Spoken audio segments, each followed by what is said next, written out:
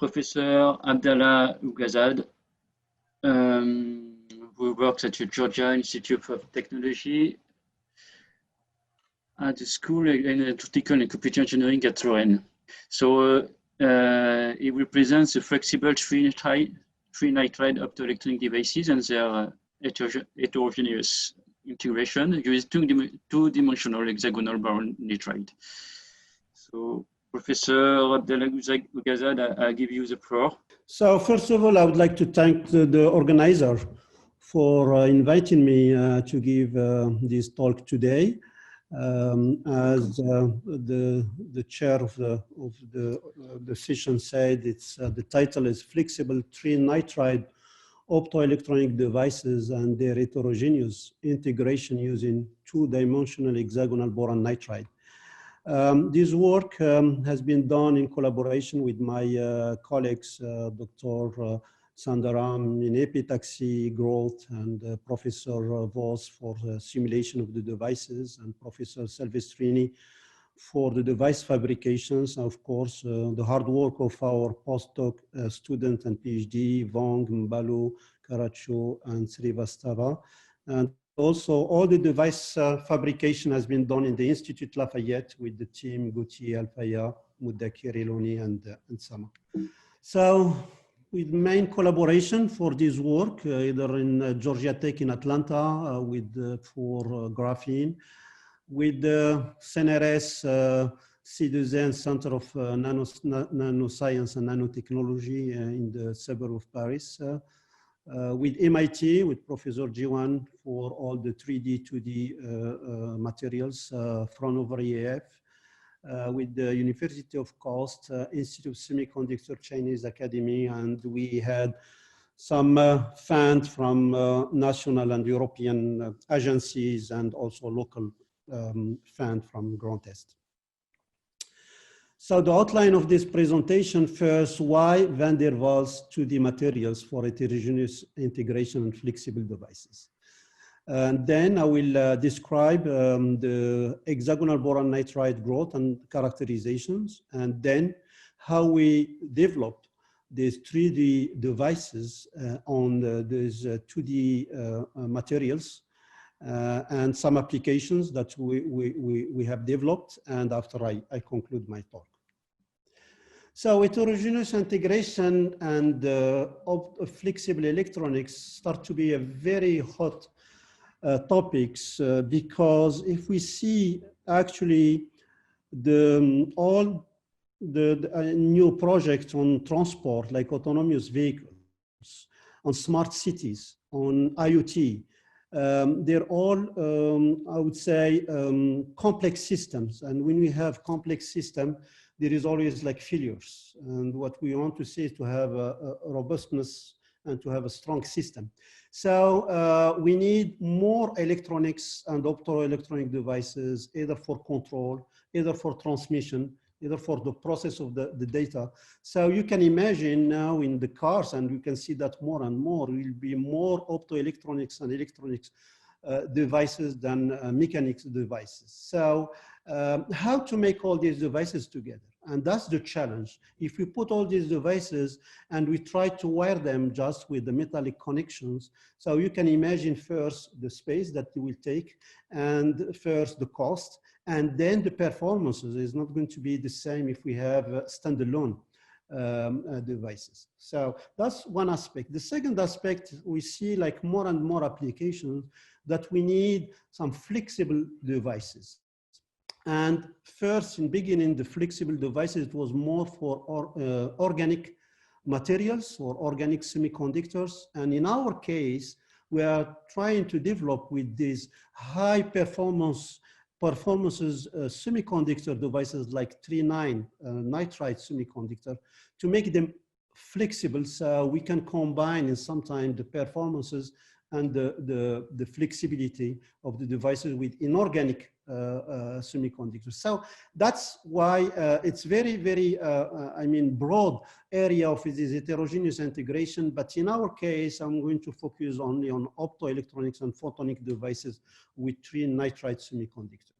So it has been a long time that we the question was like raised, and we said like to see how to integrate devices. And the first, I mean, approach, which is, I would say, straightforward approach, is to say, let's build our devices by deposition, in a deposition, CVD or MOCVD or whatever on the substrate.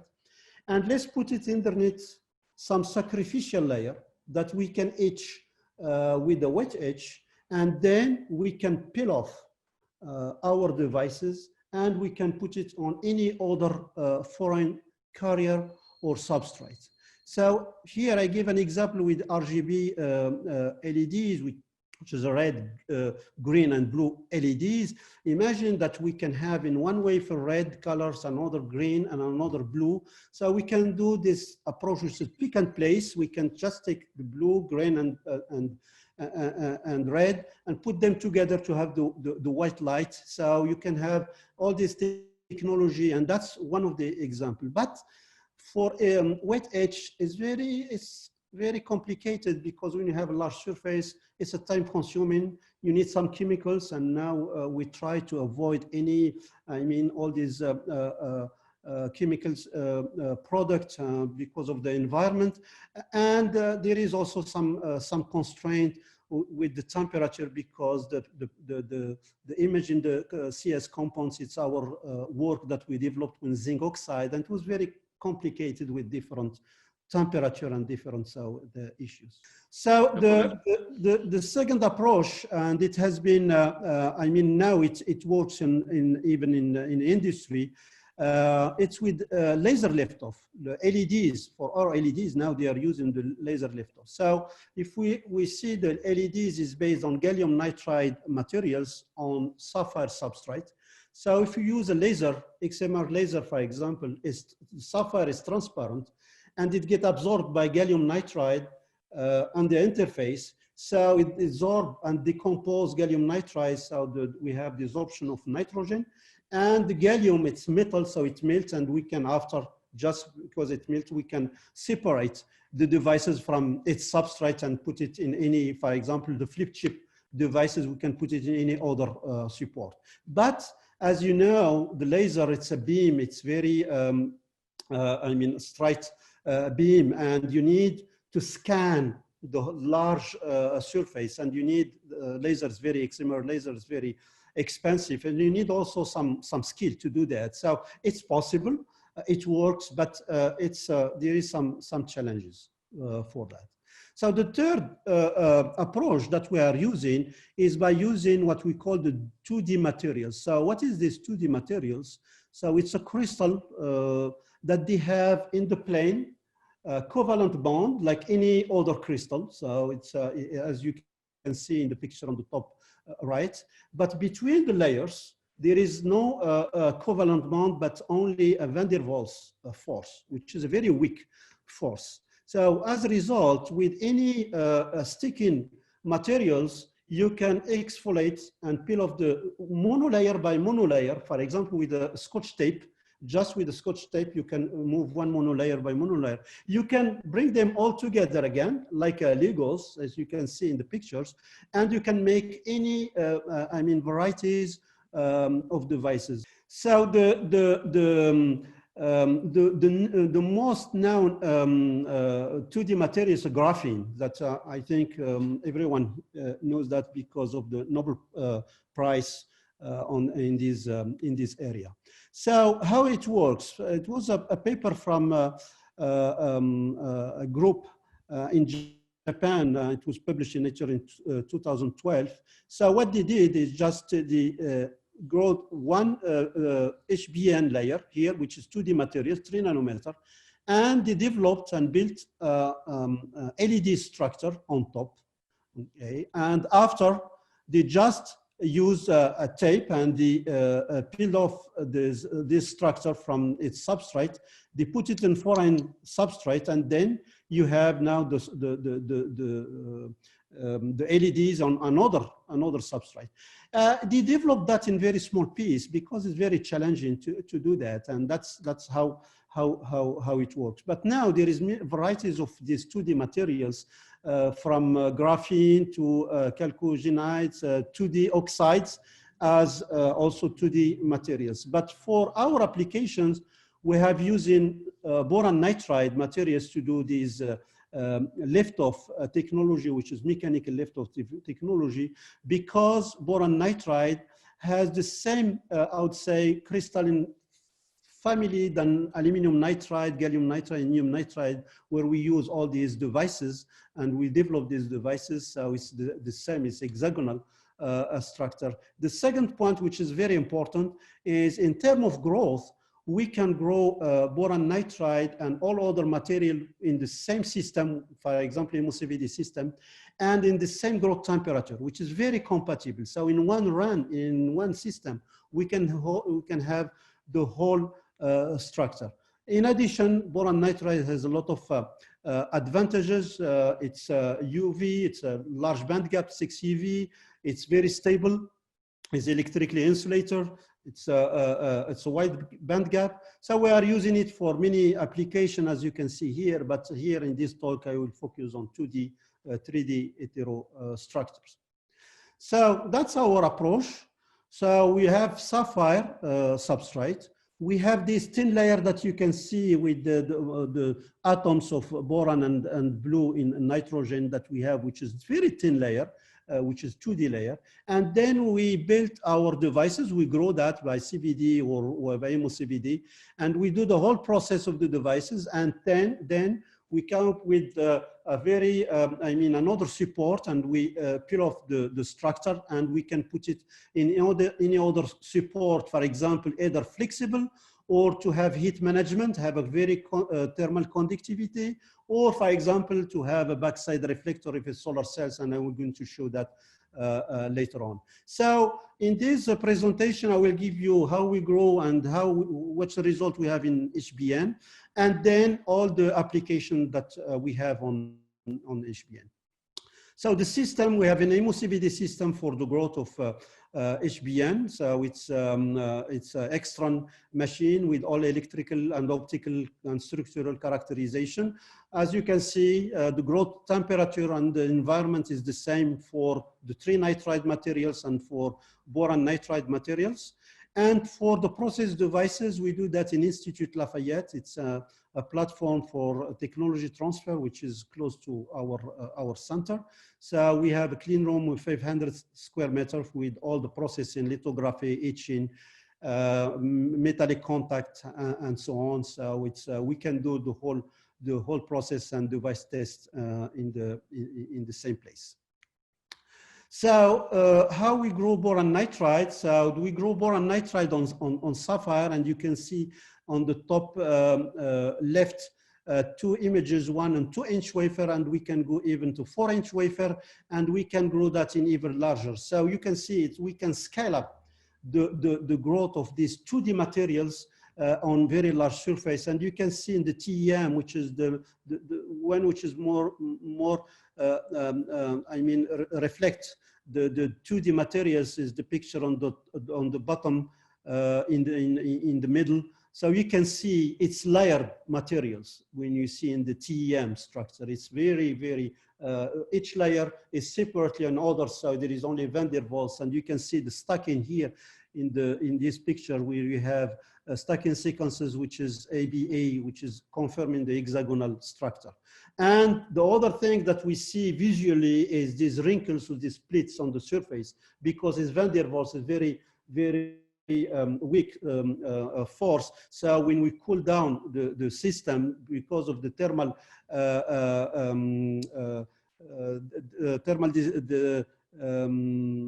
conductivity for each materials is different, so it gives these pleats. So what about the devices that we have grown on those 2D materials? So first, we start same with the LEDs, which is because it's a very known blue LEDs, and we can characterize it and compare it with the one on sapphire. So we did the growth of LEDs, as you can see here, with the whole structure on 5 nanometer BN. And then it's transparent. You can see it's very good surface morphology, even on boron nitride. and with just a metallic tape. So we put it on the surface and we peeled off the whole structure in a few seconds. As you can see here, all these mirror-like surface is just a few micron that we have in this flexible Scotch tape. And after that, we did just a probe with 2 probes on P-type and N-type, and we have light coming out from this very flexible surface. So as you can show you that it's very, straightforward technology, and it's very, very important, especially for large surface. So after that, we optimized all the processing on the wafer, because it's not the way that we can make devices. We need to do all the lithography and so on, and to make the real devices. So after optimization, that's what we obtained. So you can see we have the whole process on the wafers, and we have real LEDs that with the performance, which is equivalent with the performance, with the state-of-the-art performance LEDs. So to make it flexible, for example, we just put a PDMS on the surface. Okay, we peel off the whole structure with the devices, and then we sandwich the devices between 2 layers of PDMS, and we have the whole structure, which is flexible. So that's one of the examples that we can use, but there is many other application and example that we can use using this technique, and we can reuse the substrate to grow again. Other devices. So here, another example is use it for electronic devices, a HEMT, high electron mobility transistor structure. So the structure, you can see it in the schematic on the bottom with ALGAN again. And in TEM again, you can see the difference between the HEMT structure, which is a 3D crystal, and the layer structure, which is the 2D layers. It's we can grow it on 2-inch wafer or 4-inch wafers, and with good structural quality. And after that, we use it because we have a project that we use this HEMT structure as sensors. We can functionalize the gate, and we have the source and the drain, and we can use it like a gas sensors. So we develop these gas sensors, and those gas sensors need to be operated at warm temperature, I would say, because it regenerates the sensor. So we transfer those devices on some polymer that have very low thermal conductivity. As you can see, we improved our performances in sensitivity and responses drastically by using this transfer. So this transfer not only can help flexible devices or heterogeneous integration, but can boost also the performances. It depends on the devices that we are doing. Another example is solar cells. So we developed the solar cells on boron nitride. We did all the process, and we transferred that on the glass, and we put a backside reflector, because when we have sun and the light sun coming on the solar cells, some of the light get transmitted and is not absorbed in the active region. So we reflected back. So we increase, you can see the process. So we increase the performances again of our solar cells by doing that. And one of the advantages, and we have been working on that for a long time, is during the transfer, there was like no cracks on the devices, as you can see in the picture, because in the beginning, when you do the transfer, you can imagine if you have some pleats or things like that, that can destroy your devices. So there was a lot of engineering works to develop, and it has been also published, so you can see the result in some of our publication. Another example, UV LEDs. UV LEDs is very important and challenged devices. So we have grown that is in collaboration with a group from Institute of Semiconductor in Chinese Academy of Science. So it's the growth. They have grown this their UV structure in our BN template. And you can see they can reach the wavelength of 280 nanometer, which is a deep UV LEDs. And the message here is, even if we grow our BN here, and we are doing that with many other partners, we can send the wafer to other partners that they have another MOCVD system. They grow on those BN, and it's like another substrate, and they have the result and good result on those wafers. So it's not really linked to one machine. One of the challenges, and you can maybe expected that, is since the boron nitride has this weak van der Waals force between the layers, sometimes during the growth and when we have a thick layers, so we have some delaminations. So, and especially when we have a large wafer. So we are expecting sometime to do that even into 8-inch wafer, or maybe in the future 12-inch wafer. So maybe there will be some challenges. So we start from now to see how we can solve this problem to have high yield, transfer, liftoff and transfer. So what we developed is what we call selective area growth of boron nitride. So on the substrate, we put a pattern of SiO2. The semiconductor grow on sapphire or on boron nitride, but not on dielectric on SiO2. So you can see it's like pre-dicing devices that has been grown on boron nitride, and then we can, it's very small size, so there is no delamination, and in some time we don't need to dice the wafer, they're pre-diced, so we can just pick and plot in another substrate, so from substrate to another. So here is just to show you that when we do the growth of these materials, you can see separation between SiO2 and those devices with the very clear separation, and we don't lose, in terms of performances by doing this type of growth. So we went even further. So we did some LEDs to compare with our conventional LEDs, and you can see on the picture on the bottom left. So we can transfer, we can lift and transfer devices by the devices here, and you can see the separation with SiO2. They're all pre-diced devices, so we can even put different shape, not only a square shape, we can have hexagonal shape. So that's the advantage of this technology. It's like we have a stamp, so we can take what we want and we can put it in any other support. So you can see the varieties of solutions that we can have with this technology. So here is just to give you an idea about the work that we have developed in this technology. There is still some challenges, as I mentioned, which is this transfer has to be without any cracks.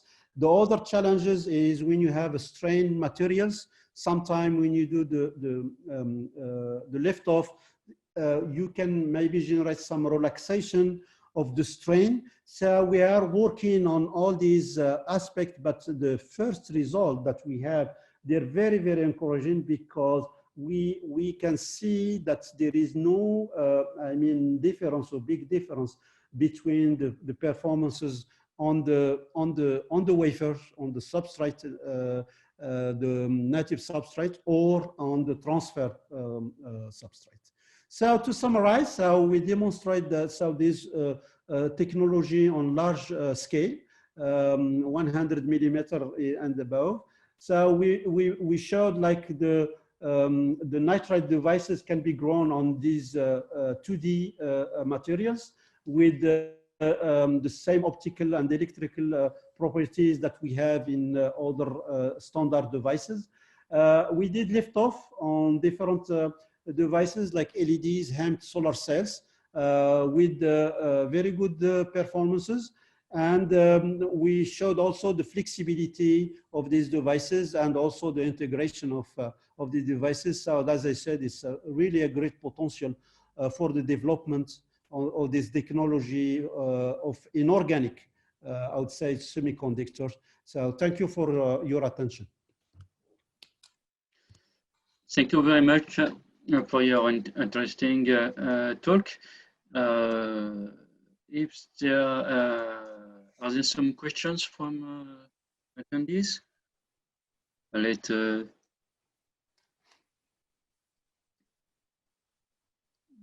no questions. I have a question. Yes.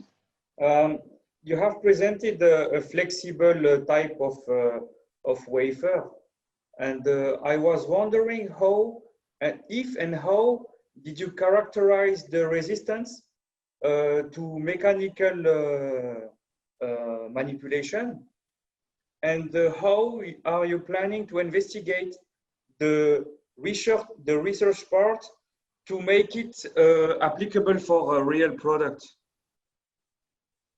It's a good question, yeah. I agree with you. In this stage, when we talk about flexibility, that's need like a deep mechanical study to see how we can bend those devices and with which angle, and maybe we can point it in 180 degrees.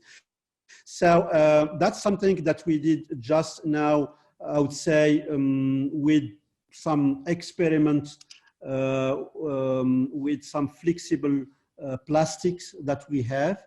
But we are planning to do modeling as well as I mean experimental work to see how far we can go with this flexibility and to see the mechanical strength for these materials. So for the application, to make it I mean real for industrial, for example, application, I think we have already some application that they don't need a complete flexibility. And we have in contact with some industrial that they say like their chip, it's like just a few millimeters.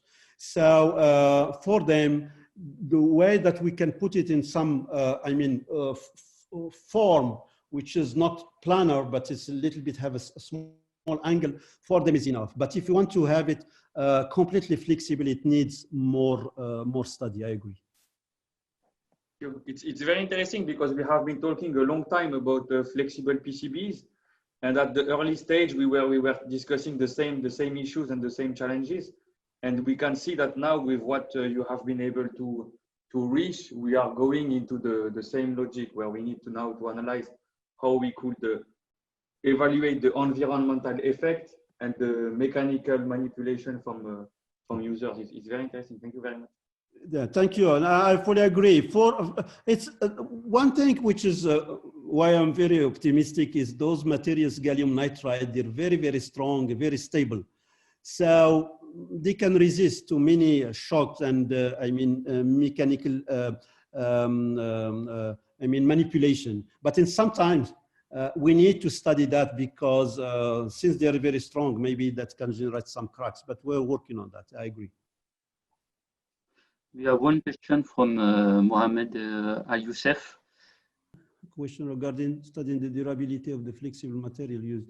It seems that the study are critical when researching such flexible material. Wasn't how to study cracks? Yeah, actually it's the same question that I had. So it's in terms of cracks and the study of the flexibility. I fully agree. So we have the first stage is that flexibility that we can see visually in the plastic support, but it needs to be, I mean, deeper study to see the cracks. Just to answer for the cracks, I think it's very important point. When we do the transfer in the beginning, for each transfer, we generate some cracks on the devices. And that it depends on the angle how to lift off the devices. But now we developed a machine that we can have a lift off, which is vertical lift off and in very, I mean, small, I mean, operation. And from that, we have now much less cracks, and even for some wafers, there is almost zero cracks. So we can see it's just an engineering and some improvement of the machine, that how you can take and lift off your devices. I have a quick question if there is still time. wanting to see some possible applications at very high temperatures and in the field, mainly petroleum industry. Really, we need applications in that range of temperatures, 200 degrees C or something like that. Do you think that these devices could perform? So it's a good point. When we did sensors, we tried to see first for gallium nitride based materials, how far we can go with temperature. We tested them up to 600 degrees. And the performance, it was like almost very low degradation of the performances. So for example, if you want to use at 200 degrees and 300 degrees, definitely, and there is even in the literature some result on that for gallium nitride. Now, if you do the transfer, you can even transfer that on some device, some support that can have some very good thermal dissipation or things like that. So that can help again. I mean, for to preserve the performances of devices.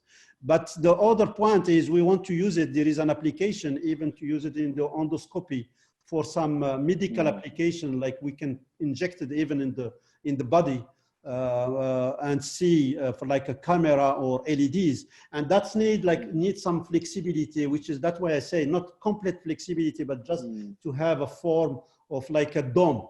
If we can put it like a shape of the dome, so that's enough. And that's something that also we are trying to do. But for high temperature, yeah, those materials, it's very resistive at high temperature. Very interesting. Thank you. Thank you very much. Thank you. Professor Ougazzade. Thank you. Thank you.